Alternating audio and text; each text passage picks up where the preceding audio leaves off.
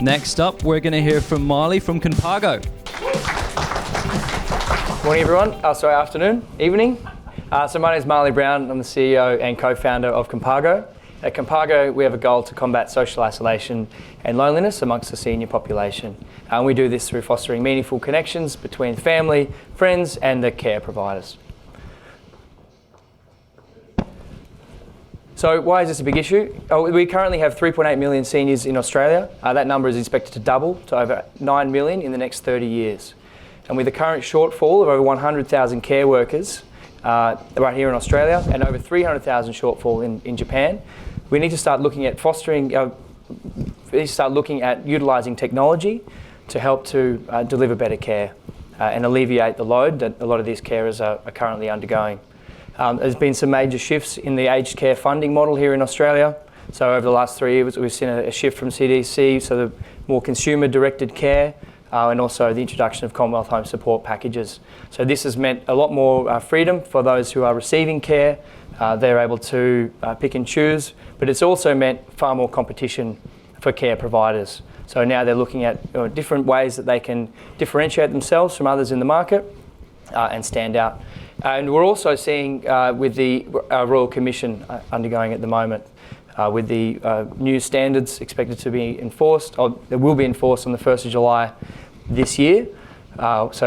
New compliance, these sorts of technologies and the rise in age tech will help care providers to remain compliant.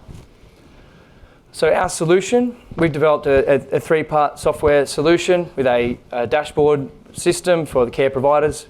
So they're able to monitor their village, but also in home care and home supported living as well. So we have a telehealth window in here, so improving the care delivery. They're also able to monitor activity.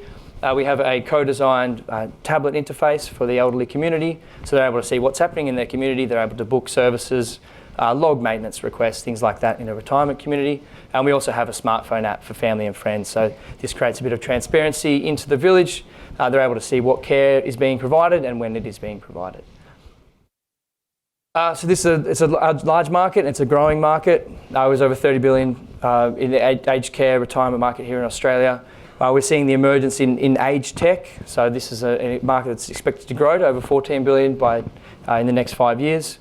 And a huge opportunity at the moment, which has come around due to the home care support package and the changing in funding, is there's over $600 million in unspent funds currently sitting within these care packages, which a big factor for this is that the community don't understand where they can actually spend their money. There's a lack of education, and care providers are struggling to access this funding as well. So by utilising technologies like this, we're able to build this whole package through the home care support package. They're able to order these services through our platform as well. So there's a number of competitors on the market, but where we really stand out, I think, is through our ability to create the communities and the relationships that we are building with the providers. So we're able to utilise these trusted providers to actually be on-sellers of our product. So they can market this product, mark up the price. There's a new revenue model for them. And on-sell it directly to their clients. So not only are we making the money, we're saving the money and also improving the quality of care delivery. So traction, we're currently working with 7 aged care providers here in Australia. We've since leaving the RCL Accelerator at the end of last year, we've been working with one of Australia's largest Australia's largest insurer to work on our B2C offering.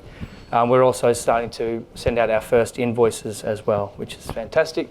And we've built out our development team. We've brought everything in-house. And we've also built out our advisory board as well. So there's a vast knowledge there in aged care and retirement living, which we're able to utilise. So at the moment, we are looking to raise 600,000, which is going to see us get to cash flow positive with 5,000 users by the end of 2020. So if you guys are interested in aged care or joining this journey, then feel free to reach out. Thank you.